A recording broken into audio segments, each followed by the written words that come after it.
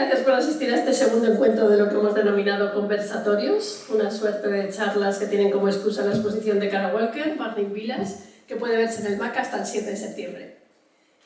Gracias también a Lucía, a Pastora y a Nogoyo por estar aquí y hacer el esfuerzo de haber llegado.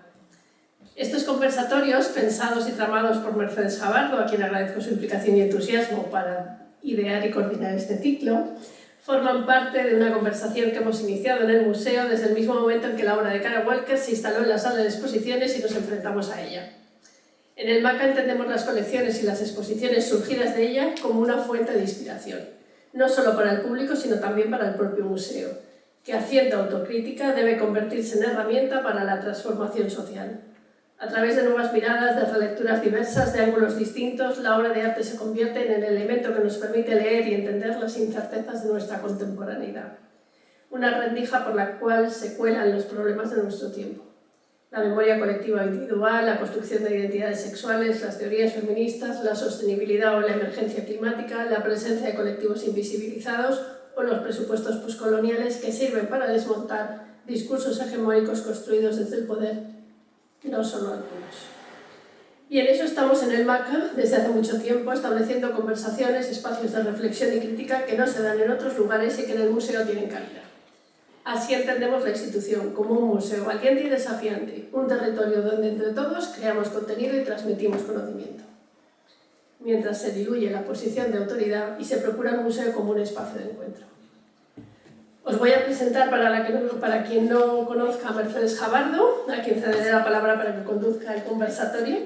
Mercedes es licenciada en Filosofía y doctora en Antropología Social, profesora de la UMH, donde dirigió el programa de doctorado en Antropología aplicada en contexto de crisis, y fue también la directora del máster oficial Nuevas Tendencias en Antropología Social, Escenarios de Riesgo y Estrategias de Postdesarrollo. Investiga la inmigración africana a España, especialmente de procedencia senegalesa, migraciones y multiculturalismo, el análisis de la diáspora subsahariana desde la perspectiva de género, el análisis de las transformaciones económicas a través de la migración, desarrollo y cooperación al desarrollo o los feminismos negros. Y sin duda era la persona adecuada para idear este programa de reflexión a partir de la obra de Kara Walker, que abre 1000 reflexiones posibles. Y a ese respecto nos gustaría, y así lo haremos en cada uno de ellos, introducir una pieza del artista para comenzar con la sesión. Y esta es la que hemos elegido hoy. Para quien no la conozca, Kara Walker es una de las artistas más complejas de su generación y una de las más destacadas en el panorama artístico internacional. También una de las artistas más incómodas, valientes y necesarias de nuestro tiempo. Walker nos enfrenta con crudeza a los relatos heredados muchas veces mal contados, a las heridas abiertas de la historia y a las violencias que persisten. Su obra no es complaciente, es una bomba visual y un espejo distorsionado en el que se reflejan los mecanismos de opresión, la injusticia social, el racismo estructural y la perpetuación de las narrativas de poder. Conocida por su trabajo de siluetas recortadas en papel, inspiradas en la tradición histórica de los retratos de sombras victorianas, Walker utiliza en trabajos de gran belleza formal el lenguaje de la sátira y los arquetipos, con una mirada muy lúcida y subversiva, cuestionando pasajes y personajes, historias que han sido transmitidas sin cuestionamiento, establecidas en el imaginario de una nación que fue construida sobre el legado de 400 años de esclavitud.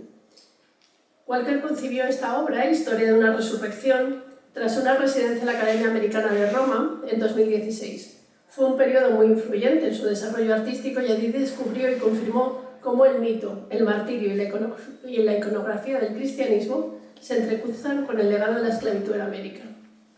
Son muy parejos los relatos religiosos de dioses, vírgenes y santos.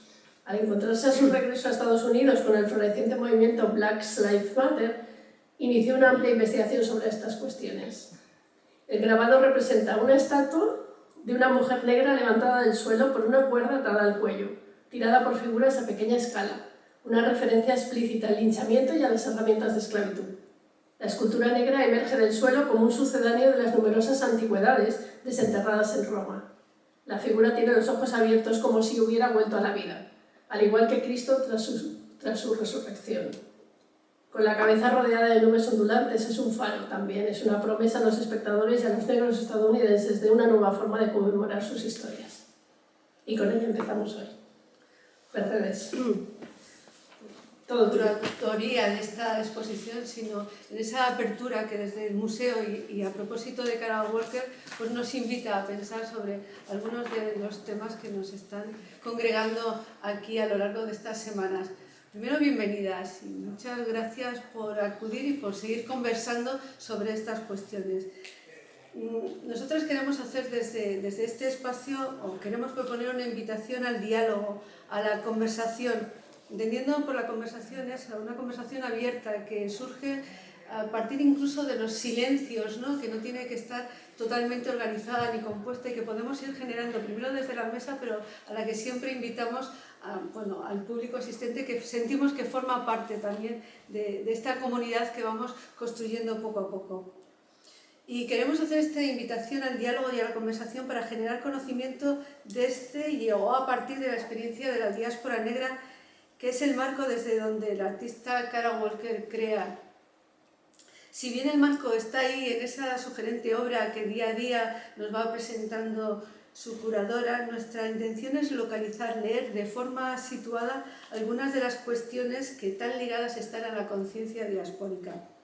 Nos referimos a los procesos de racialización y a las distintas formas que adopta la negritud en cada uno de los contextos en los que se generaron experiencias diaspóricas a partir de los procesos de esclavización, colonización, poscolonización y o migraciones.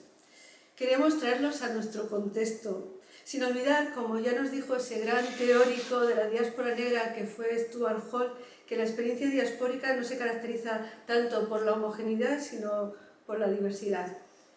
La orientación de la mirada al Mediterráneo negro, que es el marco desde donde vamos a abordar la conversación de hoy, ha partido de quienes no se identifican con la idea de una Europa blanca y que sin embargo forman parte activamente en ella. El otro día nos contaba José Antonio Piqueras, haciendo un repaso, ¿no?, de cómo se ha ido repensando la diáspora desde las diferentes localizaciones en las que fueron asentándose la población negra que fue desarraigada, ¿no?, de su lugar de origen. Decía, empezó en Estados Unidos y hay otros lugares, otros enclaves donde todavía no se ha asentado de la misma manera. Es verdad que se necesita también que exista un grupo, una inteligencia, ¿no?, que vaya activando, conformando la identidad y que desde el conocimiento, ese conocimiento del lenguaje hegemónico, sea capaz también de imponer su propia mirada. En Europa ya lo tenemos, ¿no? Primero empezó en Estados Unidos, es verdad, siguieron los británicos negros que ya en los años 80 empezaron a hablar y empezaron a construir o a pensarse desde esa doble identidad que era al mismo tiempo británica y negra. Y afortunadamente también últimamente, en las últimas décadas, empieza a aparecer también ese discurso por parte de quienes están pensando como afropeans. Afropeans, que es esa caracterización, esa categorización, esa identidad que reivindican quienes, siendo europeos o europeas, sienten que esta Europa de la blanquitud no les incorpora, ¿no? Identificar la diáspora negra en el Mediterráneo, como ya venimos haciéndolo a lo largo de las sesiones que hemos compartido, supone hacerlo en un espacio definido por profundas historias de colonialismo, esclavitud y migraciones entre África y Europa. Un espacio de múltiples movilidades, atravesado por varias fronteras y tecnologías fronterizas y que abarca tanto el legado colonial como los escenarios posnacionales. El Mediterráneo negro puede generar un nuevo relato de europeidad, al situar las cuestiones de raza y negritud en el centro de la región que siempre se ha tomado como cuna de la civilización europea. A eso aspiramos, fijaros qué aspiración tenemos. Esperamos a introducir por lo menos un cambio en el relato, ¿no? Introducir otras preguntas para repensarnos también qué significa de verdad ser europeas y europeos. En este sentido, no está de más recordar lo que nos enseñaron las teóricas y los teóricos de la negritud. Primero, que antes de caer en la trampa de universalizar la experiencia negra, debemos ser conscientes de que la identidad negra no es homogénea y que las especificaciones históricas y culturales del conjunto de las comunidades negras, que no son pocas, deben ser tomadas en cuenta para ampliar el concepto de la negritud. No plantearlo, bueno, no sé cómo lo veréis vosotras, ahí va a estar, desde una mirada universalizadora, ¿no?, que enfrente esa otra construcción de la blanquitud, sino abrirnos a muchas más miradas. Segundo, que la negritud no debe entenderse, lo plantean quienes se han pensado desde ahí, simplemente como una identidad, sino como una práctica de resistencia, que desafía las estructuras de poder que facilitan y posibilitan su exclusión en la sociedad. Ese es el marco desde donde hoy abrimos esta conversación con tres mujeres a las que personalmente admiro una barbaridad. ¡Qué lujo, en serio, tenerlas aquí y tener la oportunidad de compartir este escenario con ellas! Os las voy a ir presentando individualmente, poco a poco, según las voy dando la palabra, para tener la oportunidad de irlas aprendiendo. Como os digo, me pesa la responsabilidad muchas veces y se me queda la boca seca, que es lo que pasa cuando estás aquí y ese peso es tan potente. Voy a empezar con Lucía Sue Bomio Rubio. Parece que lo de los dos apellidos está muy bien, aunque siempre estás con Bomio, porque una cosa que yo he querido traer específicamente, porque ya hay personas que tienen su página en la Wikipedia y eso es porque han ido haciendo y labrándose pues, toda una trayectoria. Lucía es periodista, periodista y escritora española. ¿Por qué hago esto, de traerme esto tan pequeñito? Menos mal que podría hablar de ti sin tener que leerlo. Pero bueno, es licenciada en Periodismo por la Universidad Complutense de Madrid y máster en Ayuda Internacional al Desarrollo. Además es diplomada en Dirección y Guión de Documentales por el Instituto de Cine de Madrid. Ha trabajado en numerosos programas de distintas cadenas españolas como periodista, debutando como reportera en Madrid Directo, Telemadrid. Espero que esté bien en Wikipedia, si no Está exacto, o sea, es algo jovencísima. Bueno, lo cual tampoco igual, tampoco. Posteriormente ha formado parte del equipo de programas como El Método Gonzo de Antena 3, Españoles en el Mundo de Televisión Española. Después de este último programa fue a vivir a Guinea Ecuatorial, país de origen de su padre, y a Londres. Al volver dirigió y guionizó documentales de En Tierra de los Nadie, una serie sobre proyectos sociales y humanitarios emitida en Movistar Plus Televisión. Actualmente es reportera del programa Aquí la Tierra, que pretende acercar al público la influencia de la climatología y la meteorología a nivel divulgativo. También destaca su colaboración con la comunidad en línea Afroféminas, sobre todo al principio, y la conocí yo cuando empezó a escribir unas entrevistas y unos perfiles de mujeres negras que todavía no aparecían en ningún otro medio. Yo empecé a descubrir a partir de esas entrevistas y de esos perfiles que la comunidad negra era muy diversa y que había mujeres muy interesantes en todos los campos, ¿no? En todos los campos de saber, en todas las profesiones. Creo que Lucía ha sido activista. Ella dice que no quiere quitarse el título de activista, pero realmente fue muy importante en ese movimiento. Pero además ha sido escritora y ha escrito, tiene varios libros, empezó con Las que se atrevieron, es un relato que tiene un fondo autobiográfico y un fondo social, ¿no? Que es un poco lo que define un poco toda su biografía. Escribió su primera novela, Hijas del Camino, que ha tenido muchas lectoras, también diré, y ahora está presentando su segunda novela, Tierra de la Luz. Para los 20 minutos, sin vale.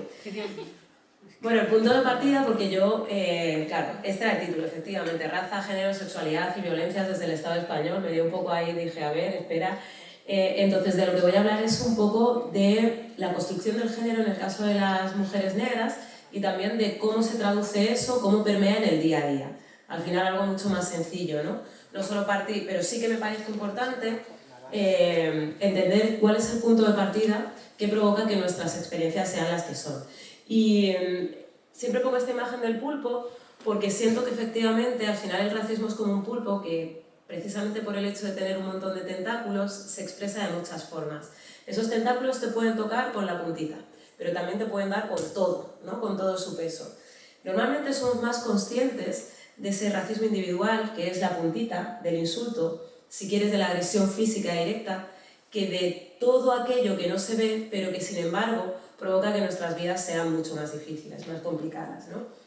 También, claro, llevo 20 años en televisión y parto casi siempre de las imágenes. Y me parece interesante la manera en la que se nos representa, ¿no? Esta es la imagen típica asociada a las mujeres negras, especialmente en el continente africano. Yo soy guineana y soy española. No soy o soy las dos cosas, aunque fundamentalmente me siento alcorconera, porque ahí tengo mi espacio de reconocimiento. Y me parecen interesantes estas imágenes porque en el continente africano el grueso de las mujeres viven en ciudades, ¿no? Esto es como si... y tampoco sería malo que vivieran en pueblos, lógicamente, ni sería malo que trabajara en el campo todo el mundo, pero no es la realidad. Sin embargo, es la imagen única. Sí. Y es curioso porque, fijaos, la imagen que hay ahí es de 1897 y es exactamente la misma. Esta es de 2024, esta es de finales del siglo XIX. No puede ser que no haya un avance en lo que respecta a la representación de las mujeres negras. Y curiosamente, y esto me resulta interesante para empezar a hablar de la construcción del género, fijaos la forma en la que se representan las mujeres blancas, ¿no? Ellas tapadas, su moralidad protegida, algo de lo cual las mujeres blancas lógicamente os queréis emancipar, ¿no? De la idea esta de princesa a la que encierran en un torreón para preservar esa moralidad y que no esté con un príncipe que la rapta, bla, bla, bla. Lo entiendo, pero es que como nosotras no éramos personas, a nosotras no nos querían encerrar en ningún sitio. Bueno, en nuestro caso eran otras cosas las que sucedían, ¿no? Versus mujer negra que, como digo, se mantiene hasta el día de hoy. ¿Pero de dónde viene todo esto? Pues ahí veis una escala no ya solo de privilegios, que también, sino de posibilidad de ser humano. Y arriba del todo estaban las personas negras, luego criollas mestizas, indias y personas negras y mulatas. Además ahí está el masculino y tampoco es casual, ¿no? Es interesante también reflexionar sobre cómo pues, en Latinoamérica se habla mucho de... hay una gradación infinita, con muchos nombres, producto precisamente de la colonización. Interesante también que si miráis los cuadros de castas, a las personas blancas no se las nombra como tal, son españolas. Esto es muy fuerte, porque español, española sigue siendo igual a blanco y católico hasta el día de hoy. Y el resto somos otra cosa, ¿no? Y luego se creaban categorías infinitas, ¿no? Mulato, que además algunos son nombres animalizantes, mulato que viene de mula, lobo, salto atrás, que es como si yo que tengo madre blanca y padre negro tuviera descendencia con un hombre negro, pues en ese caso sería un salto atrás, porque fíjate que ya había avanzado mi padre casándose con una negra, ¿no? Avanzado dentro de los parámetros de entonces. Entonces, me resulta fundamental hablar de la falacia del mestizaje porque es como que la gente pensaba que cuanto más nos mezcláramos o cuanta más gente llegara, todo iba a ser más, ¿no? Ya se va a acabar el racismo, como si el tiempo fuera una varita mágica. Ya hemos visto en Latinoamérica que es una pigmentocracia en toda regla, que a día de hoy en muy pocos países en donde haya personas no blancas en el poder y cuando esto se ha producido también ha tenido consecuencias, tanto pues, Evo Morales, estamos pensando en Francia Márquez también, como al fin Colombia, que es uno de los países con más personas negras de Latinoamérica, tiene una persona que ocupa un espacio de poder. Antes tuvo también a una ministra, Piedad, se llamaba, que tú la conocías, Rita, pero como vicepresidenta una mujer negra es una anomalía total y absoluta en un país que es tremendamente negro. Y desde el minuto 1 ha recibido un acoso y derribo muy destructivo, lesivo tanto para su salud mental como para también la propia comunidad negra. El caso es que reflexionando sobre esta idea de no, si todo el mundo se mezcla y la varita mágica del tiempo, que con el paso del tiempo todo será paz y amor, y aquí veis la intención de voto y las últimas elecciones en el continente europeo, que el hecho de que seamos más personas no ha ayudado demasiado, ¿no? Pues este cuadro, que es de un gallego que se llamaba Modesto Brocos, que vivía en Brasil, estuvo en Brasil mucho tiempo, refleja algo que ha pasado en varios países europeos. Yo sé claramente dos, que son Brasil y República Dominicana, y este cuadro ilustra la realidad brasileña, y es que en el siglo XIX o a principios del siglo XX se impulsa la migración europea como forma de blanquear la sociedad, precisamente porque tanto Brasil como República Dominicana tenían una gran población de ascendencia africana. Y cómo esa abuela negra está celebrando que su hija mestiza tenga un nieto blanco, porque sabe que su vida va a ser mejor. También habla de cómo ese migrante recién llegado tiene una casa cuyo suelo ya no es tierra, ¿no? Es un suelo ya adoquinado, estamos hablando de una mejora en términos económicos, está hablando de cómo raza, clase y género van de la mano, y desde el constructo de la propia raza, ¿no? Y de eso voy a hablar ahora mismo. Y ahí se me ha movido un poco aquí en esta, pero bueno, se ve bien. Pero para llegar hasta aquí, Mercedes me ha dicho antes que ya habéis hablado del tema en los días previos, tampoco me voy a enredar demasiado, pero básicamente hay dos bulas papales en una época profundamente teocrática. Esto también es importante. Recuerdo que hablé de este tema un día delante de un teólogo de la deliberación y me dijo, bueno, estás culpando a la religión católica, pero es que la religión católica era todo por aquel entonces. Efectivamente, en una época profundamente teocrática, 2 bulas papales son las que permiten, uno, que haya un país reciente que decide que los territorios a los que llega en América vía Yala son suyos, a cambio de que evangelice a la gente, esto por una bula de Alejandro VI, y luego, de Alejandro VI, y luego por otra bula de Nicolás V, los portugueses empiezan a esclavizar a personas negras, provocando su deshumanización. La esclavitud, como ya os he contado, no es algo propio solo de los europeos con África Occidental, ni mucho menos, es algo, de hecho la palabra esclavo viene de eslavo, entonces es algo lamentablemente humano. Lo que pasa es que toma otro cariz a raíz del siglo XV, con la cuestión colonial y América y demás, porque antes se esclavizaba gente como una especie de botín de guerra. Villarriba contra Villabajo se enfrenta, me quedo con tus territorios y aparte me llevo a gente. A partir del proceso ¿cómo se llama esto?, de racialización, las cosas empiezan a cambiar. Y bueno, o sea, no me voy a enredar mucho, pero creo que esta parte es muy importante para entender que hay un proceso necesario de deshumanización para poder perpetrar tamaña iniquidad. Una de las grandes iniquidades históricas de la cual España, lógicamente, o el Estado español, también forma parte, ¿no? Pero que estamos muy cómodas pensando que esclavitud es un barco blanco que surca las aguas del Mississippi y no pensamos en que el último país europeo en abolir la esclavitud transatlántica es España en 1886, con todo lo que eso conlleva, tanto en el imaginario general como en el nuestro propio y hasta el día de hoy. Y al principio sí, pues es la religión la que se encarga de hacer una división por la cual hay seres con alma y otros que no tienen alma. Si no tienes alma no eres un ser humano. Y este no tener alma también está muy vinculado a profesar el catolicismo o no. A partir de ahí se crea un aparato de leyes que, por ejemplo, como el Código de Esclavos de Barbados, que es el primero pero no el único, porque luego está, por ejemplo, el Code Noir francés y demás, que establece que el propósito de la norma era protegerlos, a las personas esclavizadas, como lo hacemos con los otros bienes y bienes muebles de los hombres. Básicamente se está hablando de que hay personas que son cosas. Es muy difícil superar esa cosificación, esa deshumanización, y lejos de eso lo que sucede es que se mantiene en el tiempo como a través de la ciencia. Claro, cuando la ilustración y por tanto la ciencia gana peso y la religión empieza a perderlo, tienen que valerse de otros ardides para mantener esa división. ¿Y qué es lo que hacen? Servirse del racismo científico. Uno de los buques insignia fue Gobineau, pero Gobineau no ha sido el único que se ha encargado de eso, ¿no?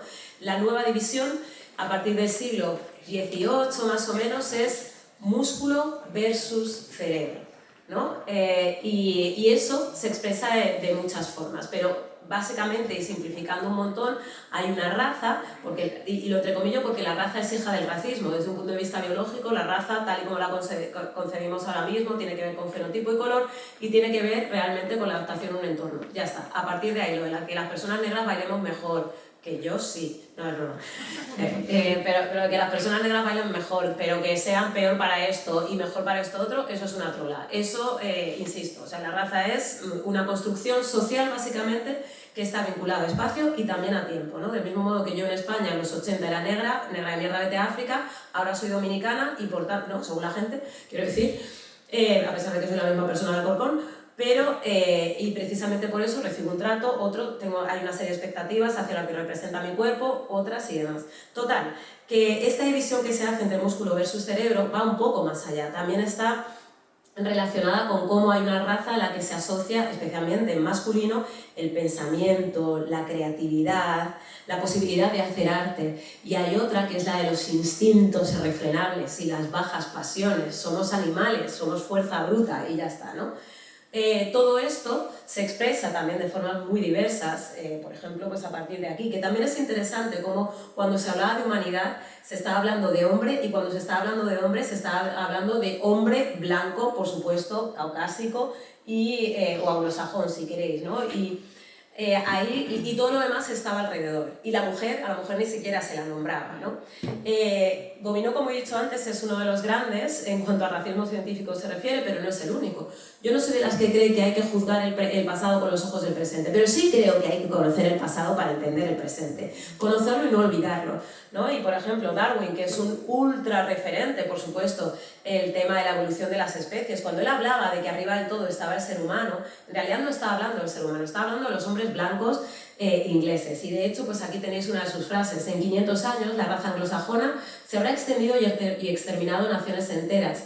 En consecuencia, la raza humana, vista como una unidad, habrá subido de rango. Así que nos preparamos para en un ratito todo el mundo, según sus palabras, ser rubios de ojos azules y que todo el mundo pues, se muera de cáncer de piel en pleno cambio climático y con sol todo el rato, pero yo qué sé, es Darwin y sus cosas. Total, que la esclavitud se acaba, y la esclavitud no se acaba por una cuestión de filantropía, aunque nos hagan pensar eso. La esclavitud se acaba porque hay un cambio de modelo económico.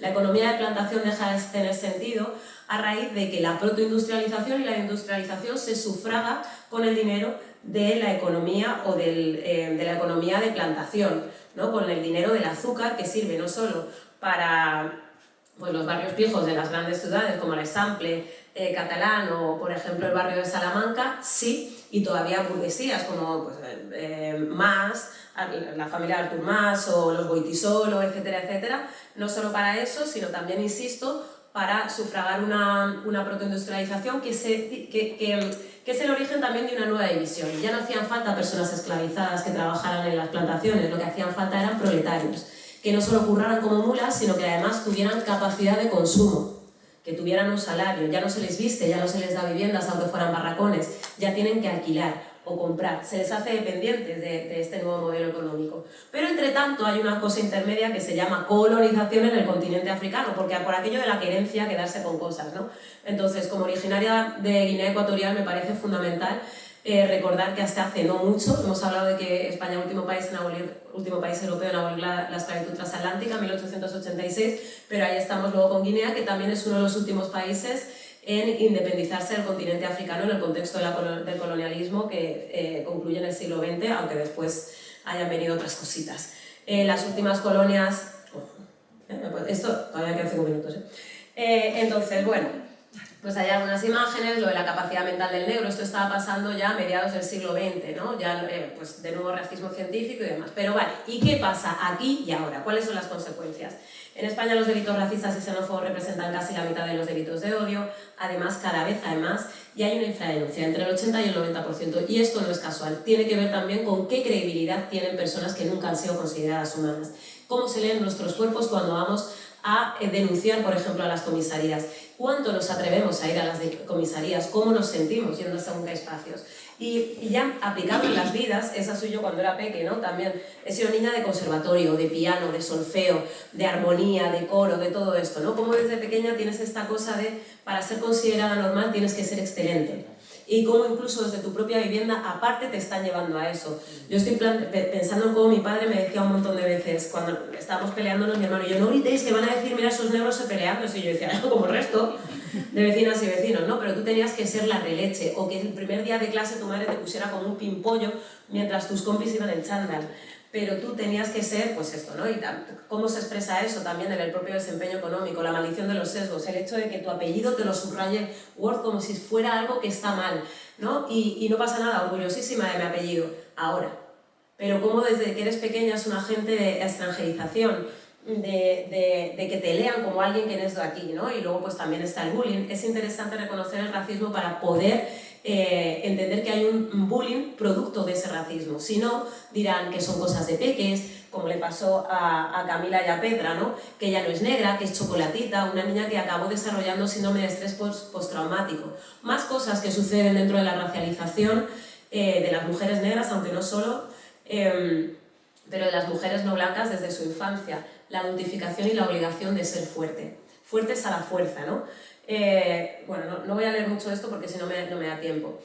Y en efecto, por ejemplo, ¿no? Esto de la lexitimia que decía Moderna de Polo, la ilustradora, ¿no? Esto de que los chicos no pueden expresar sus sentimientos porque les han enseñado que los chicos no lloran y que si lo estás pasando mal, pues te lo quedas tú para adentro. Bueno, eso será la gente blanca, que son los chicos a los que no han dejado llorar. En muchas culturas, en nuestras culturas, tampoco nos hemos permitido la posibilidad de expresar sentimientos. Construimos el género de una manera muy diferente. Aquí están nuestros referentes en el continente africano, que aquí es como cuando se habla de ¡ay, en África ahora el feminismo! Escúchame, en África está sembrado de estatuas de mujeres guerreras, mientras que aquí tenemos solo a Juana de Arco y lo flipamos, ¿no? Tenemos a Juana de Arco, bueno, pues allá ha habido un montón, porque la construcción del género es distinta, ¿no? Entonces ahí tenéis, por ejemplo, a Mina de Zaria, ahí tenéis allá a Santegua, en Kenia, ahí tenéis a las mujeres Ipo que se plantaron contra el protectorado británico, ahí tenéis a la reina Nzinga, que luchó contra el colonialismo y la esclavitud, y estamos hablando de la Edad Media, las amazonas de Dahomey, Carlota la Rebelde ya en Cuba, Queen Nanny ya en Jamaica, y también aquí en España con las mujeres esclavizadas. Ha habido muchas. Esta idea, como decía, y por supuesto en presente, Remey Sipi, Esther Mayo Cortega, ¿no? Y voy a leer un poquito de esta mujer, que soy una Chut, ¿no? Esta idea, como decía antes, de mujer rubia que lanza su melena lisa para que un príncipe la rescate de un cautiverio, eso no es nuestro, porque nuestros cuerpos los tomaban. Nuestros cuerpos eran campo de batalla y a nosotras nunca no había que proteger nuestra moralidad, porque primero no se nos infería y segundo a nosotras nunca nos violaban según el imaginario. Nosotras seducíamos, negra, caliente, sexy, etcétera, etcétera, ¿no? Bueno, leo un poquito de la Convención de Derechos Humanos de Ohio, en la que está Sojourner Truth, que es un súper referentazo, ¿no? Eran mujeres que estaban a favor del voto femenino en Estados Unidos, que finalmente se consiguió, sí, pero solo para las mujeres blancas. Mucho tiempo después llegó para las personas negras en general, y ella dice: bueno, niños, donde hay mucho jaleo algo anda desbaratado. Creo que entre los negros del sur y las mujeres del norte, si entre todos hablamos de derechos, los hombres blancos estarán en apuros muy pronto. ¿Pero de qué va todo lo que estamos hablando? Ese hombre de ahí dice que las mujeres necesitan ayuda para subir a las carrozas y para sortear las zanjas y para que tengan los mejores sitios en todas partes. Nunca nadie me ha ayudado a subir a las carrozas o a saltar un charco de barro o me ha ofrecido el mejor sitio. ¿Y acaso no soy una mujer? Mírenme, miren mi brazo, he arado y cultivado y he recolectado todo en el granero y nunca ningún hombre lo ha hecho mejor que yo. ¿Y acaso no soy una mujer? Bueno, como digo, esto está hablando de la construcción del género totalmente, ¿no? Como a nosotras éramos bestias de carga, en nosotras nadie pensaba para apoyarnos. Pero hay más aristas de la adultificación, como decía, que esto sea tanto en niñas migrantes como en... Bueno, lo cuento rápido porque creo que esto es importante, ¿no? Hay un estudio, por supuesto aquí no tenemos estudios prácticamente. ¿Por qué? Porque no tenemos censos de raza, no sabemos cuántas personas no blancas somos, dónde estamos, dónde no estamos y por qué no estamos donde no estamos, ¿no? Entonces, en Georgetown sí que hablan de que hay un sesgo de adultificación, lo que significa que los adultos asumen que las niñas negras son más adultas y menos inocentes que las blancas. Ya están preguntando a niñas que salen del instituto que cuánto cobran. La primera vez que yo le conté a mis amigas, o todas las veces que le he contado a mis amigas blancas, que eran todas hasta hace no mucho, porque no había mucha gente no blanca en mi círculo o en mi municipio cuando era más jovencita, que me habían preguntado cuánto cobraba, siempre me decían: tía, qué mala suerte, ¿por dónde vas? Qué rabia. Hasta que me reúno con mis amigas negras, las que son mis amigas negras, y resulta que a todas nos ha pasado. Y esto conecta con esta idea de hipersexualización que nos priva de humanidad, y que además se traduce en que a las niñas que están viniendo del colegio ya les pregunten cuánto cobran incluso, ¿no?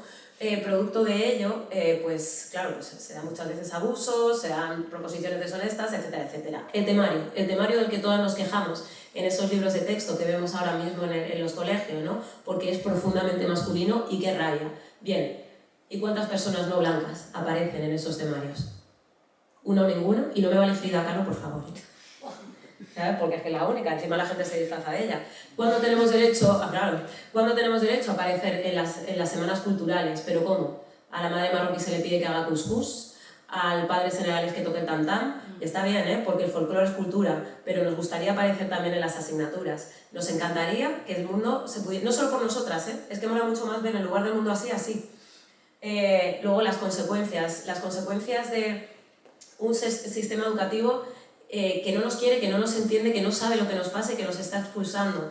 El 69% de los hijos de migrantes no llegan a bachillerato y el 60% de las hijas tampoco. Personas ya nacidas aquí que no tienen problema con la cultura porque la han mamado también, aunque sea de puertas hacia afuera de su casa, ¿no? A nivel extramuros. y que hablan perfectamente el idioma, ¿no? Ella es Carlota Momovela. A mí me gustan mis presentaciones que aparezcan muchas mujeres porque esto no es un corpus que parte de una cabeza, sino de muchas, por suerte, ¿no? Y Carlota dice que lo que sucede con el alumnado no blanco es que o se da el síndrome de la profecía autocumplida, como nadie espera de nosotras nada, nosotras tampoco esperamos nada, o pasa todo lo contrario, tienes que esforzarte una vez más desde que eres pequeña y llegar a unos niveles de excelencia brutales para que sí que te tengan en cuenta. No va a dar tiempo, pero aquí está Helen, hija de jornalera de Almería, que se ha dejado la piel, que encima tuvo que ser madre de sus hermanos, que muchas veces no podía hacer los deberes y que ahora se plantea volver a su instituto y decir, pues sí, pasé bachillerato y terminé mi módulo de grado superior, porque nunca nadie esperó nada de ella y durante mucho tiempo ella tampoco, ¿no? Aquí están los datos. Luego las escuelas guetificadas, que no son gueto, que son guetificadas, que hay padres y madres que tienen miedo de llevar a sus peques a ciertos coles porque piensan que se les va a pegar migración o racialización o qué sé yo. Y tampoco el derecho al ocio, porque resulta que tampoco dejan entrar en las discotecas. Y luego están sí las agresiones físicas, que hay gente que pensaba que eran cosas de los 90, pero es que ¿sabéis qué? Que esas imágenes con puños americanos y gente pidiendo un taxi son de los 90, pero la otra son de la señora Isabel Peralta el año pasado en Ferraz. Y aquí el género se cruza, porque a los tíos les pegaban. A mí, pues, o sea, nosotras solían pegarnos menos primero, a las mujeres cis nos pegaban menos si nos leían como tal. A las mujeres trans también las cascaban. A mí me echaron del McDonald's, a las negras habría que violarlas y luego matarlas, me dijeron, después de tirarme mi bandeja al suelo. Pero bueno, luego hay cosas también que les pasan más a los chicos, las identificaciones por perfil racial y luego la hipersexualización, que la gran diferencia entre las personas blancas y negras es que a nosotras nos hipersexualizan a nosotras, pero también a los hombres. Y eso tiene que ver de nuevo con la deshumanización. Y esa hipersexualización que sí, hay tíos que utilizan para ligar en Tinder diciendo que les mide el pene 35.000 kilómetros, hablo de tíos cis, también se ha traducido en que les lean como violadores y en que haya habido una serie de, como sabéis, de pues, personas a las que se ha colgado, linchado, etcétera, etcétera, ¿no? Y esto no solo en Estados Unidos, esto es propaganda alemana en la época de entreguerras, porque por Europa se lee mucho como inocente, pero no lo es, ¿no? Diez bases más, la vergüenza negra. Estos son anuncios más recientes, ahora tu cola puede ser más grande, que por lo que sea son personas negras, ¿no? Y luego las mujeres negras, esto es un blackface, pero bueno, es la película El nacimiento de una nación, que se ve claramente como la mujer negra está seduciendo al jefe de la plantación, un hombre blanco sureño, con, pues de nuevo, ¿no? Con sus ardides, haciendo que llore y demás. Las mujeres negras son deseables como. Y esto es un conversatorio entre Pepe Legrá y Quintero, ¿no? Y Legrá dice, yo no quiero estar con una negra, he estado con negras porque no me ha quedado otra. Y dice Quintero, a mí las negras sí, me pone, las cubanas, las colombianas, ¿cuál es nuestro lugar? ¿Y en qué se traduce eso en términos de autoodio? ¿Y qué consentimos en el ámbito de la pareja? ¿Y cuánto celebramos las obras muchas veces, no? Sí, luego vas empoderándote tal cual, pero en fin, baja autoestima, 2/3 partes de las mujeres negras tienen que cambiar su pelo para ir a entrevistas de trabajo, sobre todo si lo llevan natural. Con todo este pack y la falta de redes, pues muchas veces, e incluso la cuestión administrativa, muchas veces ni siquiera se denuncian los malos tratos que padecemos en el ámbito de la pareja por la dificultad para hacerlo.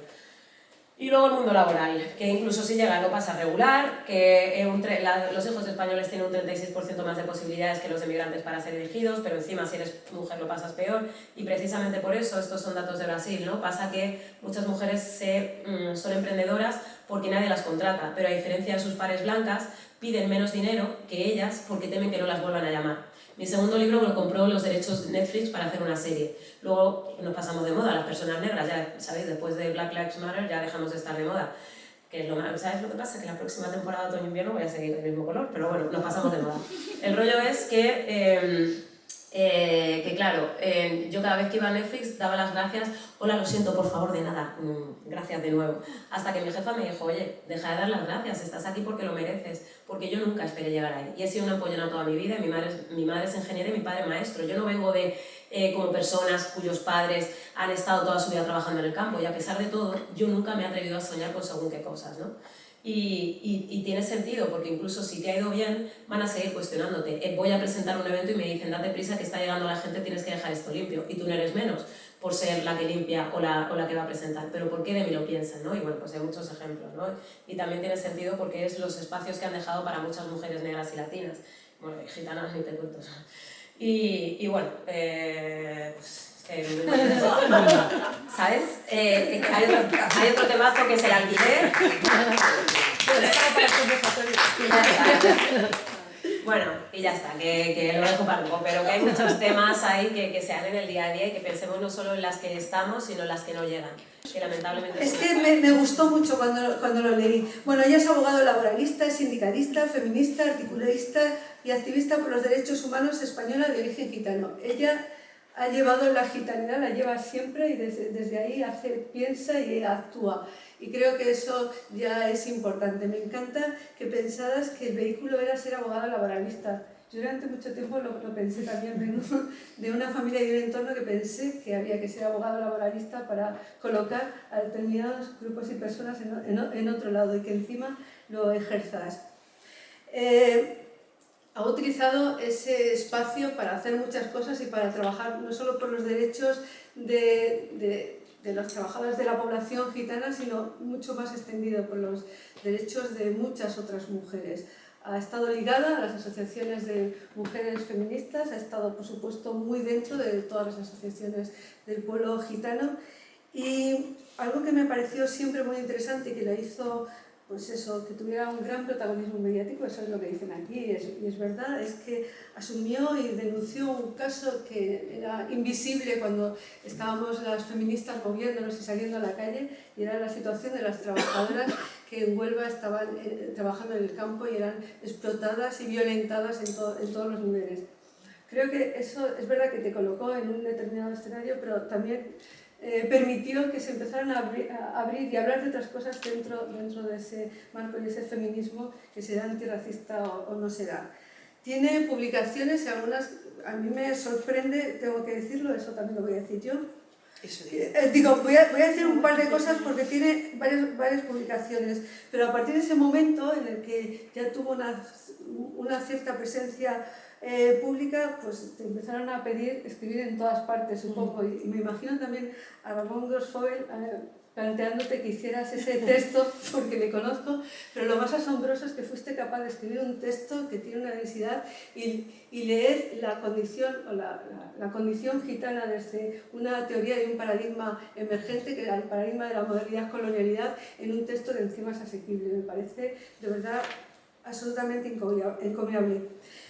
Todo eso lo podría decir, pero lo que me gusta, bueno, o está dicho, pero lo que me gusta muy especialmente es la manera en la que introduces ese libro. El libro está genial, pero ese prólogo de 2 páginas en el que hablas desde tu ser gitano y desde donde insinúas, pero no eres capaz de hacer lo que yo espero que hagas alguna vez, que seas capaz de inventar ese análisis de colonial gitano radical para hablar desde otro lado, porque todavía piensas, y es verdad, que para hablar de determinadas cuestiones y para presentar la cultura gitana hay que hablar desde el lenguaje del amor, como diría Audre Lorde, pero conociéndolo totalmente desde dentro.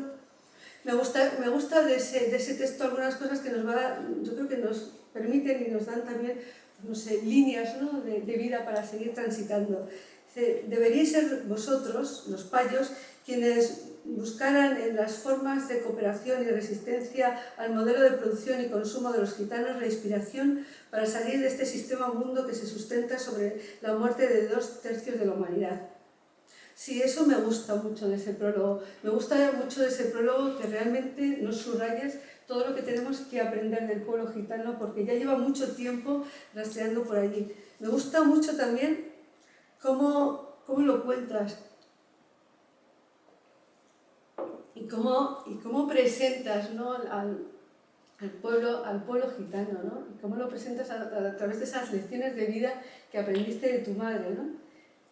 Esa forma de entender y explicar por qué después de tantos años de persecución todavía se sigue conservando esa autoestima y ese cariño y esa dignidad, ¿no?, esa manera de mirar desde el orgullo a cualquiera, ¿no?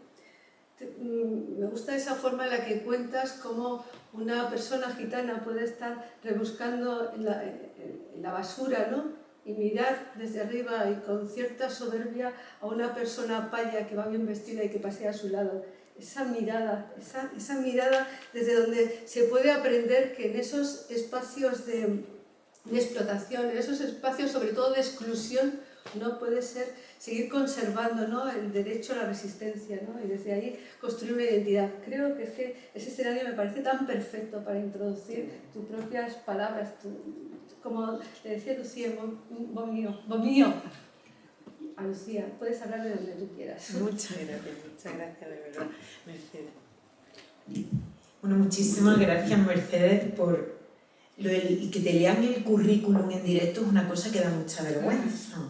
Una se queda así, pero ya el de Wikipedia, que me pone nerviosa, porque es la lectura que otros hacen de ti, ¿no? Así que te agradezco muchísimo eso, que lo hayas hecho dialogado desde ti misma y desde tu mirada situada. Y sobre todo muchas gracias porque yo ahora voy a entrar a la materia, pero yo con ese libro intenté varias cosas, intenté contar la historia del pueblo gitano, que es completamente desconocida.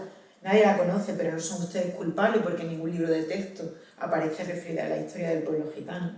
La intenté contar desde una mirada anticapitalista y feminista. O sea, lo que le pasa a los gitanos no es porque son como son, sino que la desigualdad del mundo es lo que lo explica. La desigualdad de un sistema económico que se llama capitalismo, en este estadio el neoliberalismo.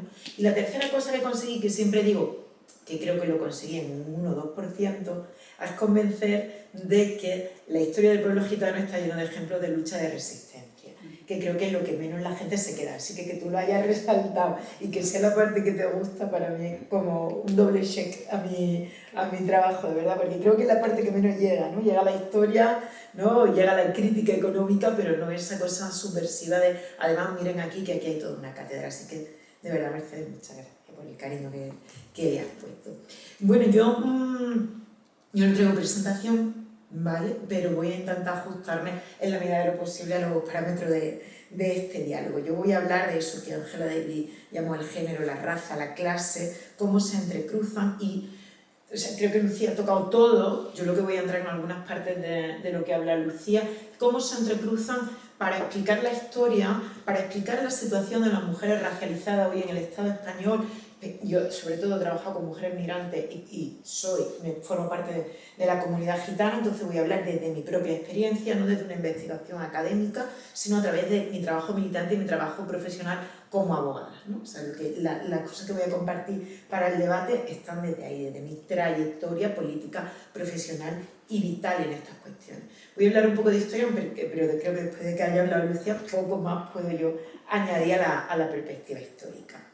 Yo creo que o sea, todas estamos de acuerdo, yo siempre empiezo diciendo, todos estamos absolutamente de acuerdo, cuando digo todas y todos, desde la extrema derecha hasta la extrema izquierda y todos los posicionamientos ideológicos que hay entre medio, en que la desigualdad en el mundo existe. Es decir, la riqueza, el trabajo, los bienes, los derechos no están repartidos, la tarta, yo le llamo la tarta, no está repartido por igual. Yo creo que todo el mundo coincide en que la desigualdad existe. La cuestión es, donde diferimos, es en qué motiva esa desigualdad. Ya sabemos que el discurso hegemónico, ese que se reproduce en los grandes medios de comunicación, en los grandes centros de conocimiento y de saber, en las instituciones educativas, culturales, lo que piensan en California y escriben, es que depende del esfuerzo humano, de las decisiones individuales de cada persona, el acceder a un trozo mayor o menor de la tarta, es decir, acceder a mayores derechos, a más riqueza, a mejores trabajos, a mejores casas, ¿no? Depende de tu esfuerzo personal, de tu proyecto de emprendimiento, de si has elegido correctamente o no tu proyecto de inserción laboral, si te has arriesgado más y has tomado las decisiones adecuadas. Si te esfuerzas, puedes, ¿no? Parece una broma, o sea, la gente desde el pensamiento crítico parece una broma, y sobre todo desde la mirada de las mujeres y de las mujeres de la clase trabajadora y de las mujeres racializadas de clase trabajadora parece una broma, porque resulta que todas esas trabajadoras del campo de la fresa, que refería a ella, o todas esas mujeres que limpian en los hoteles, parece que es que no han acertado en el proyecto de emprendimiento adecuado, ¿no? Lo que pensamos es que da risa, ¿no? Da risa, pero esto te lo están diciendo en Berkeley y en muchos otros sitios, y es el pensamiento hegemónico que hay detrás de cada película, ¿no? De cada serie de televisión. Lo que pensamos desde el pensamiento crítico, lo que la izquierda transformadora, bueno, como cada una se sienta cómoda en llamarse, es que no es cierto. ¿Qué criterios de reparto de la tarta? Y como ella bien ponía esa pirámide de la racialización, hay un reparto de la tarta dependiendo del lugar y el cuerpo que tiene. Es decir, el género, la racialización y el lugar en el que nacen marca ya de entrada a qué cacho del pastel vas a llegar. Te puedes esforzar y mejorar en algo tus condiciones, pero en lugares tan estrechos, atravesados por la raza, la clase y el género, es mucho más difícil acceder a posiciones de dignidad a pesar de tu esfuerzo individual. No es que todas esas mujeres del sudeste asiático que trabajan en las maquilas no han acertado, ¿no? O peor aún, es que son una raza inferior, que no eligen bien, que no saben que son culturas primitivas bárbaras y subdesarrolladas, sino que hay una manera de repartir las cosas en el mundo y el género y la raza cuentan. Desde ese enfoque es del de que ustedes tienen que perdonar que yo soy abogada laboralista y todo está muy atravesado del trabajo, de la renta, pero es que no puedo leerlo de otra manera. A mí me interesa reflexionar estas cuestiones, voy a hacerme spoiler, porque lo interesante de esto para mí no es solamente la denuncia de la situación de las mujeres racializadas hoy, sino que a mí me interesan también las voces, las propuestas emancipadoras y políticas que están naciendo, algo que también Lucía ponía sobre la mesa, ¿no? Las mujeres pobres y racializadas históricamente han estado representadas desde una mirada externa, algo que también ha hablado ella y quizás si me da tiempo hablo yo también, nadie me está cronometrando, no voy a mirar, voy a intentar hacer 15 minutos. Venga, bien. Sí, voy a porque mucho de Lucía ya está dicho, así que yo voy a intentar hacer 15 minutos, ya llevo 5. A mí me interesa mucho, y creo que ustedes deberían de interesarse, por eso de mirar la historia, de qué tienen que aprender de ella, qué están diciendo las mujeres que se organizan desde la clase, la raza y el género. O sea, ¿qué está diciendo todo este movimiento de mujeres afrodescendientes? ¿Qué están diciendo las mujeres migrantes racializadas? ¿Qué están diciendo las mujeres gitanas? ¿Qué son los feminismos que se enuncian desde ahí como una conciencia de clase y raza, ¿no? Y no solo por una cuestión romántica, es decir, no solo porque es chulísima esta exposición y a todas nos embaucan, sino porque desde aquí, desde esas voces que se enfrentan a una mirada que siempre ha sido externa, la que ha representado y ha contado quiénes son, y toman la palabra, empiezan a hablar en primera persona, no solo porque hagan cosas bonitas, chulas, interesantes y seamos todas muy listas, sino porque desde aquí están haciendo propuestas que impugnan directamente esta cosa monstruosa que es el capitalismo racista, colonial y patriarcal. ¿Me explico? O sea, si alguna lucha está acercando en el corazón del monstruo, es la de las mujeres racializadas, pobres o clase trabajadora en el mundo entero. A eso me refiero. Yo estoy diciendo que hay grandes palabras porque me llaman así como un marco teórico, pero por eso para mí, algo que también, que claro, comparto todo el marco de Lucía, que decía ella, para eso hay que entender cómo funciona el patriarcado, cómo funciona el racismo. El racismo no es una cuestión comportamental, no es algo que tiene que ver con la tolerancia, no es algo que tiene que ver con que te guste más o menos tener un vecino senegalés o que tu hija se case con un hombre gitano. El racismo no es solo que te gusten más o menos, no son comportamientos individuales, sino que el racismo es un criterio de reparto, de distribución de la riqueza, del trabajo, de lo que llaman la tarta, para simplificar y reducir, un criterio de reparto de la tarta en el mundo. En tanto en cuanto más te acerque al ideal de blanquitud y occidentalidad, no voy a entrar a explicar estas cosas, pero se entiende, ¿no? Lo que se llama cultura blanca, cultura occidental, ¿no? Cuanto más te acerques, un poquito más fácil vas a tener eso que ella pasaba tan rápido. Acceder a un alquiler, pasa una entrevista de trabajo, que te pare un taxi, que no te registren en la entrada de un supermercado. Cuanto más te acerques a ese ideal, cuanto más te alejes, lo que te reserva este reparto económico del mundo son esos sectores precarios, laborales, ¿no? Esos sectores excluidos, esos barrios segregados y sobre todo lo más dramático, que también ha dicho Lucía, esas escuelas segregadas que no son más que dispositivos de reproducción de una mano de obra barata, servicial, casi en situaciones de esclavitud. Así es como yo entiendo el racismo y creo que desde ahí hay que leerlo. El género, el patriarcado funciona igual, es un reparto de la riqueza y el trabajo en el mundo a partir del género, que tiene sus raíces en la construcción del capitalismo, igual que el racismo en el proceso colonial desde el siglo XV que ha explicado ella, que ha posibilitado todo eso para que esta gente tan rica como Elon Musk hoy, o todos esos apellidos que ella daba de los grandes capitales del Estado español, ha tenido que existir un proceso de desposesión durante el siglo. Esa es la colonialidad, ese es el racismo estructural que existe desde el siglo XV, donde hay un supremacismo blanco sobre el resto. El patriarcado opera igual, opera con una división del trabajo histórica donde a las mujeres, sobre todo a las mujeres más pobres, le toca ese trabajo de reproducción de la vida, eso de parir, a crear un sujeto para ponerlo en el mercado de trabajo, ¿no? Alimentar, cuidar, sanar, acompañar hasta que tienes una persona de 20 años dispuesta a trabajar en el mercado. Y posterior, cuando la persona ya no trabaja en el mercado, ya no sirve porque está enferma o porque está anciana, a las mujeres le toca ese trabajo que históricamente se ha realizado o gratis o a la fuerza, ¿no? Ese trabajo que hay un libro muy chulo que se llama así, por amor o a la fuerza, ¿no? O lo hace de gratis o semi-gratis o directamente desde la esclavitud históricamente de las mujeres más pobres, que en un mundo que reparte la riqueza en base a la raza, pues las mujeres más pobres, por sorpresa, son las mujeres que más se alejan de ese ideal de blanquitud. Eso no significa que no haya mujeres muy ricas, incluso mujeres negras que pueden tener poder y riqueza, ¿no? En los que han pasado muchas cosas hemos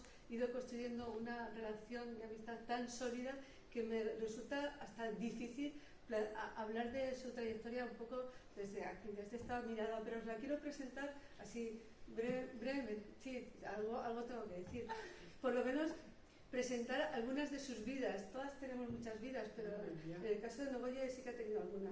Nació en Mour, en Senegal, se licenció en Sociología en la Universidad Cheikh Anta Diop de Dakar, realizó cursos de lenguaje audiovisual.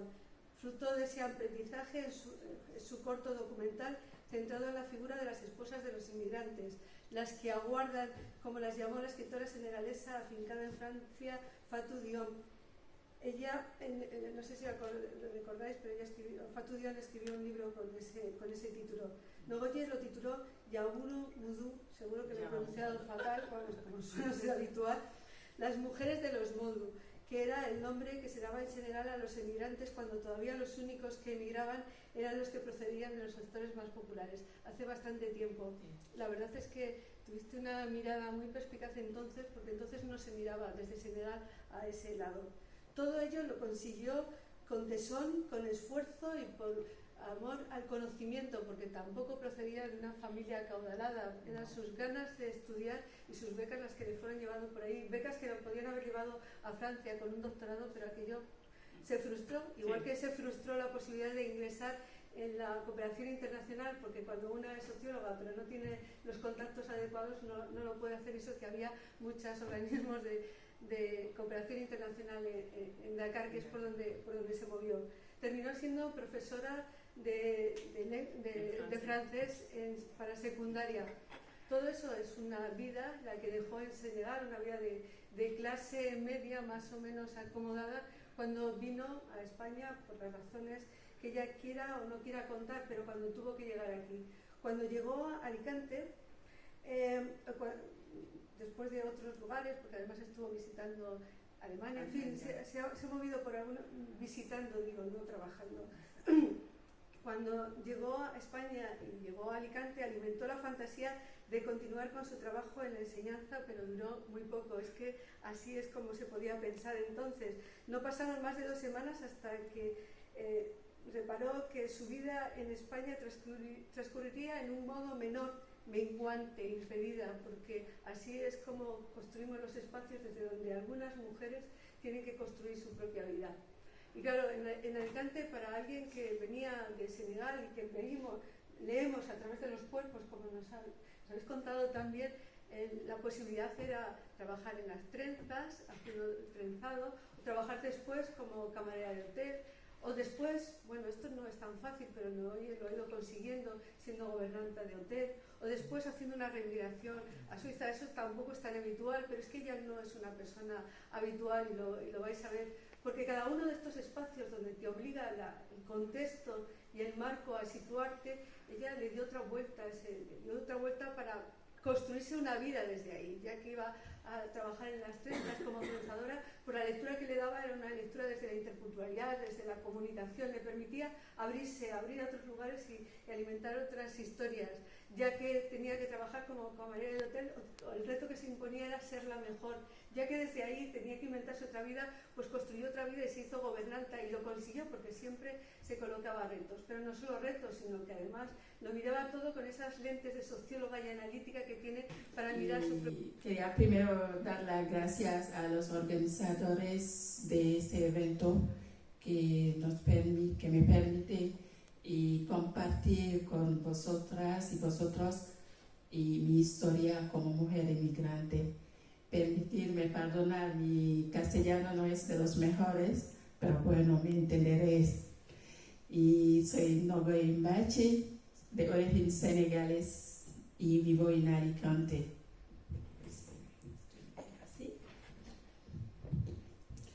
Y voy a hablar de la migración de manera general y en particular la migración femenina. Y voy a contar mi historia como mujer inmigrante de origen senegalesa, cómo lo he vivido, los pasos en cada situación, cómo lo he pasado. La migración de manera general es una realidad que nos impacta a todos. De un lado, las personas que dejan sus hogares en busca de una oportunidad de seguridad o de vida mejor. Y del otro lado, el país y la población que les acogen.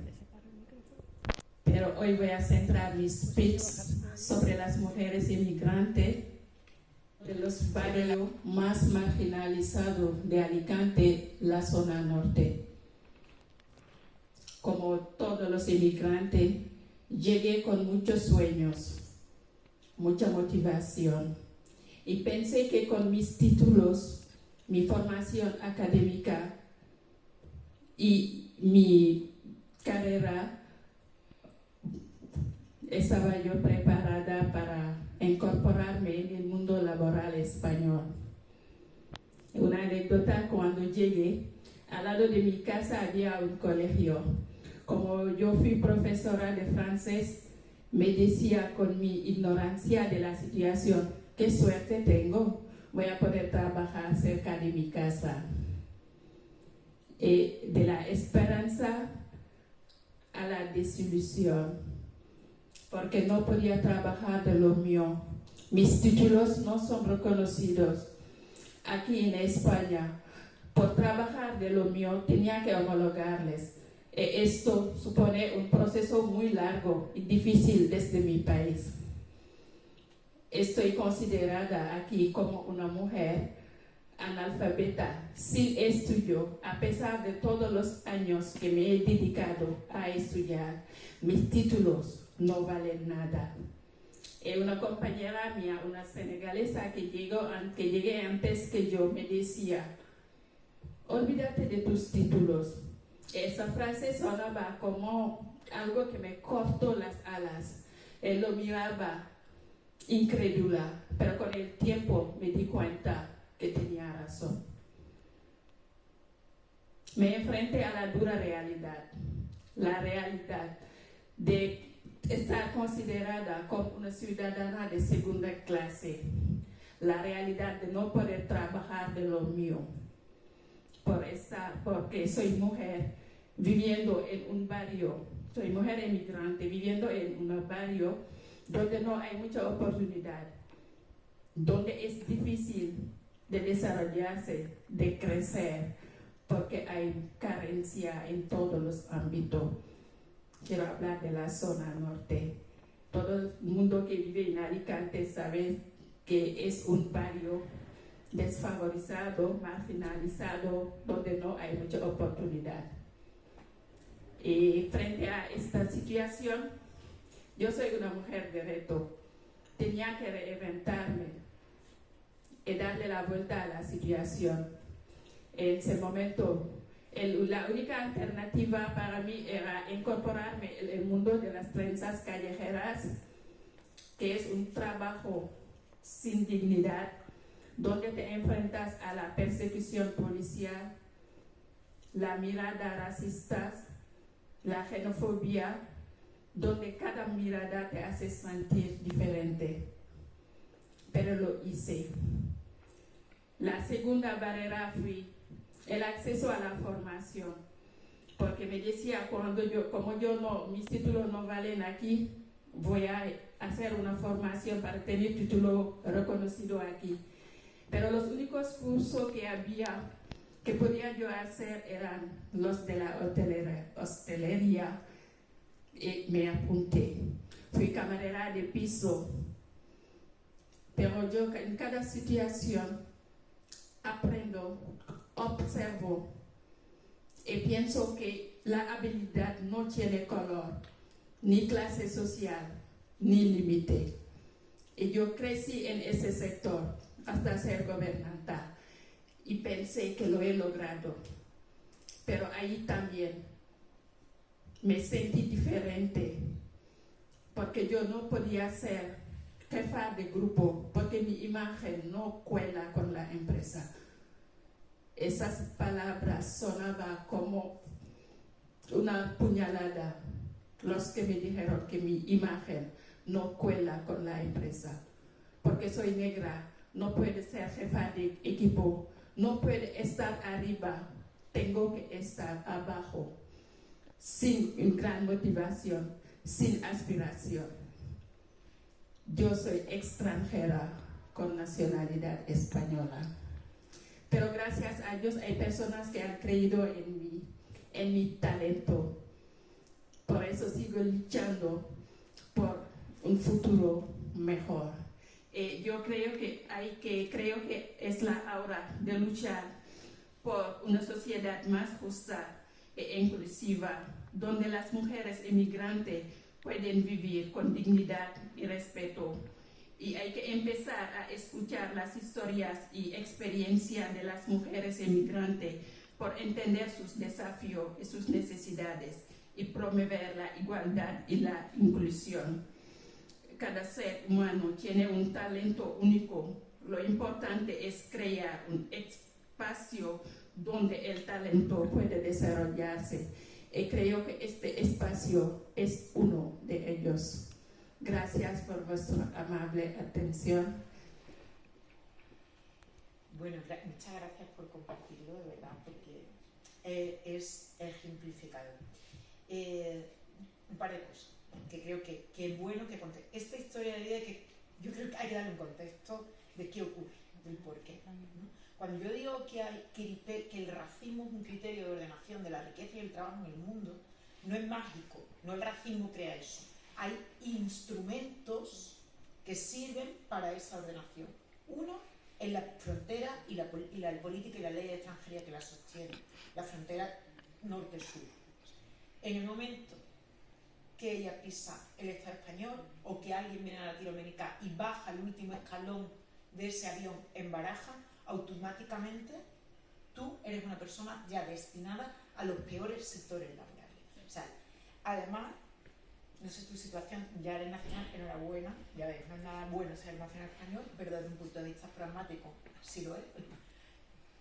Hay que estar, o sea, la ley de extranjería y el chantaje a la que te somete, primero, está en situación irregular, mínimo 3 años, para poder regularizarte, conseguir todas esas cotizaciones a la seguridad social, solo poder trabajar en determinados sectores. Una vez que tienes la tarjeta de residencia y trabajo, tienes el chantaje de tenerla que renovar y acreditar determinadas cotizaciones. Eso te hace tener que coger cualquier trabajo a cualquier precio.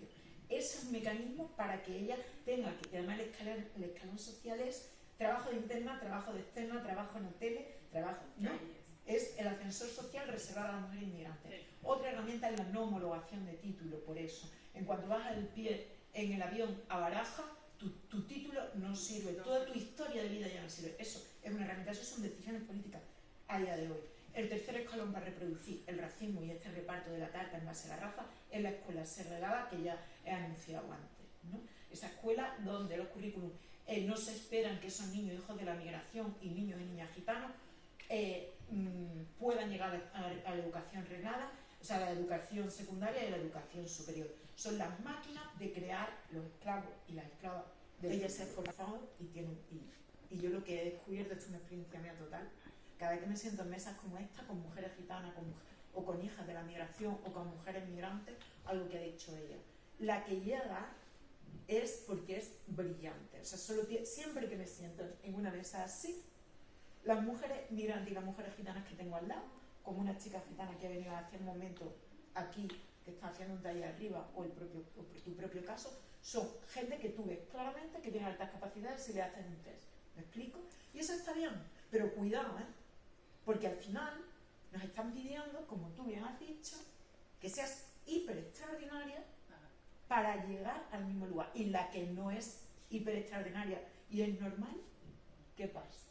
No llega. O sea, porque además después servimos para decir, ve como si te esfuerzas puedes. Mira, si puedes, si mira, si eres abogada. Mira, a mí se me daba muy bien estudiar. Bastante bien más de la media. Otras cosas se me dan fatal. Pero eso se me daba bien. ¿Qué pasa? Que tienes que ser hiper brillante y las demás qué. Y su frase última para mí es que es súper importante. Un mundo en el que el talento de todo el mundo, o lo que dice la Carta de Derechos Humanos, que todo el mundo pueda desarrollar su personalidad en condiciones de dignidad y pueda ser la mejor versión de sí mismo, eso que ella ha llamado desarrollar el talento, es el mundo que queremos.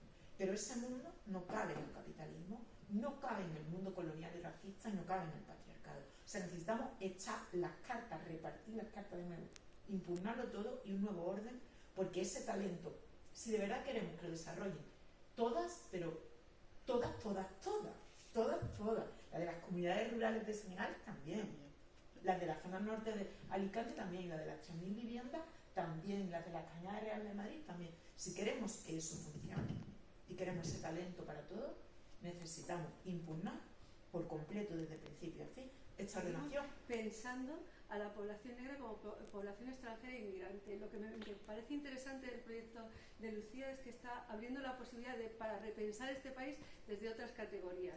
Porque seguimos pensándolo de la misma manera. Igual que cuando vamos al médico y tenemos artrosis y somos mujeres, tenemos un problema porque siempre se ha pensado la medicina desde los hombres pero no desde las mujeres, pues se sigue pensando la dependencia, la vejez, la jubilación, etcétera, etcétera, desde un país blanco, cuando no es un país blanco, cuando ya es un país que está conformado con muchas más personas y que tiene una historia y que tiene una tradición y una trayectoria. Entonces creo que es interesante el proyecto porque estás abriendo la posibilidad de repensar la dependencia desde otras claves, lo cual nos viene bien a todas, Y el impacto del racismo también en términos de salud mental y de deterioro cognitivo y de cosas que no se han pensado aquí tampoco. Exacto, pero que hay que incorporar para pensar este país. Ay, cuidado. Es importante de que Lucía dijo que aquí desde España, por ejemplo, o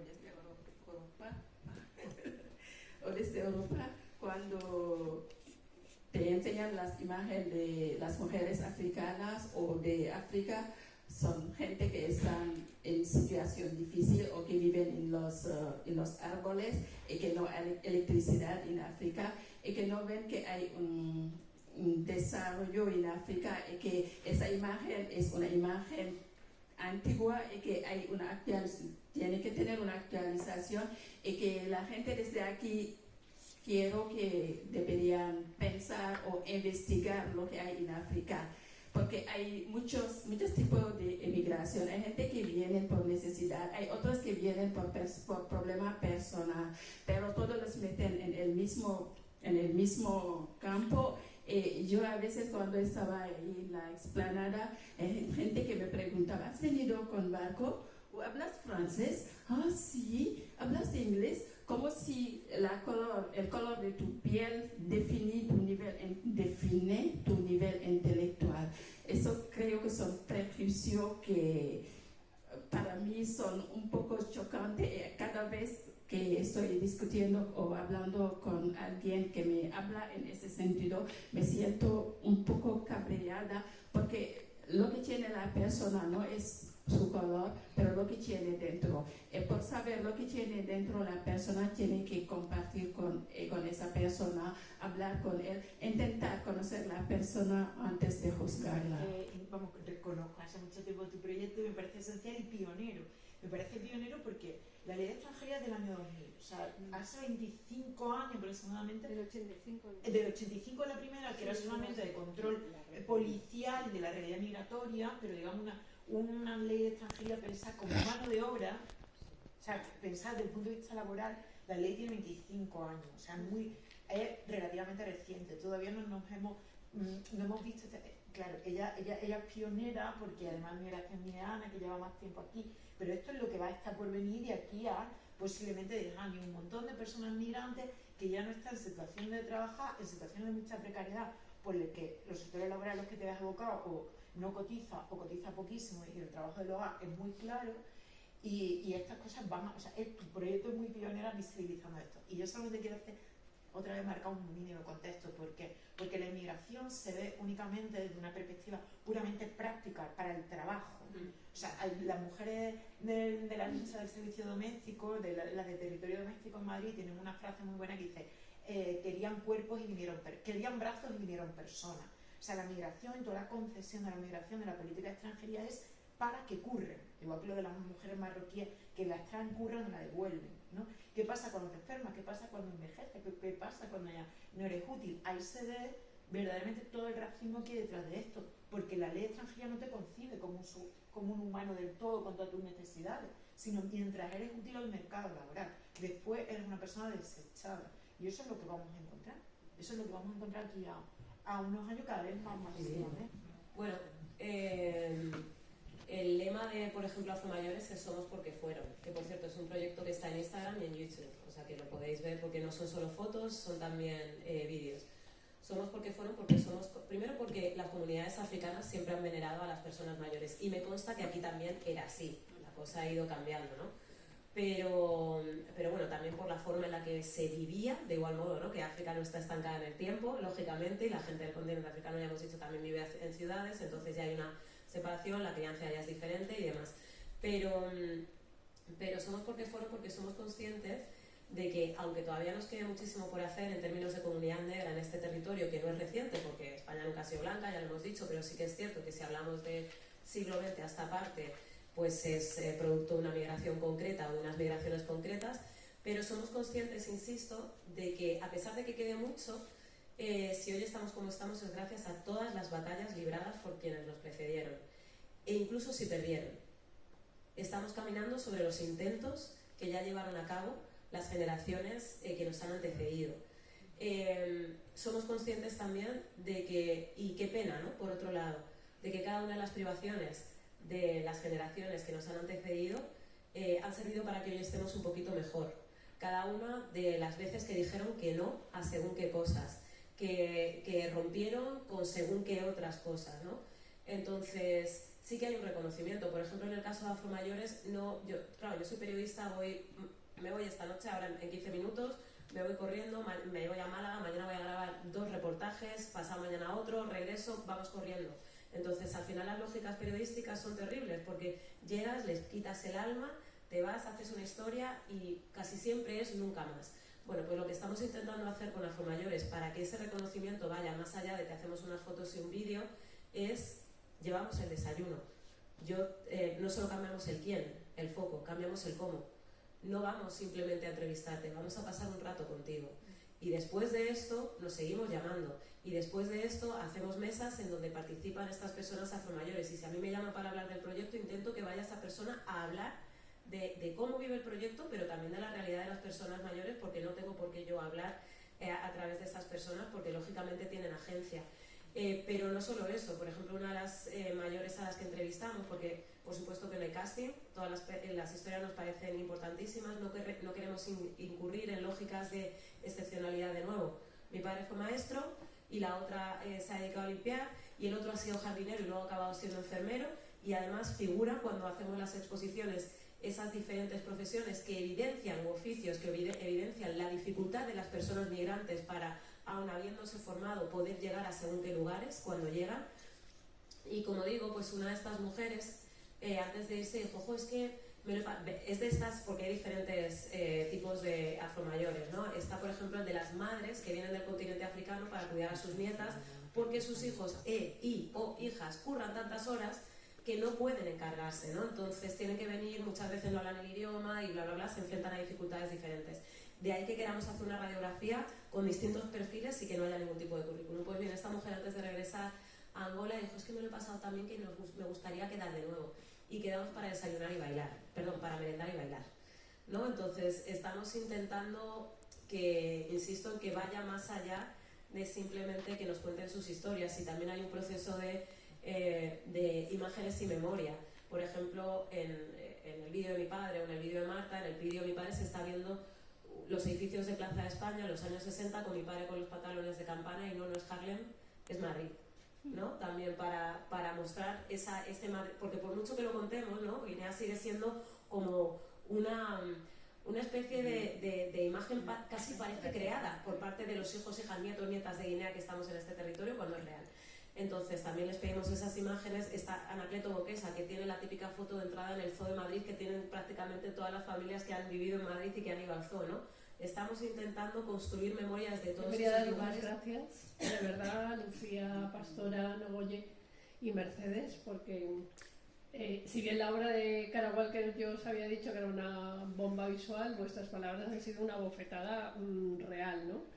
Habíamos hablado en las anteriores charlas de los archivos negros, de cómo se dirige un museo con una persona racializada, en caso del MACBA, habíamos hablado desde la academia de los estudios de migración o de esclavitud, pero vosotras habéis llegado a hablar en primera persona, ¿no? Desde la piel de las cosas que os pasan, ¿no? Y contárnoslas a las personas blancas que realmente no somos conscientes de todo eso que efectivamente pasa a las personas racializadas que viven en nuestro país y que son nuestro país y que lo han ayudado a construir y que no podemos entenderlo sin ello, ¿no?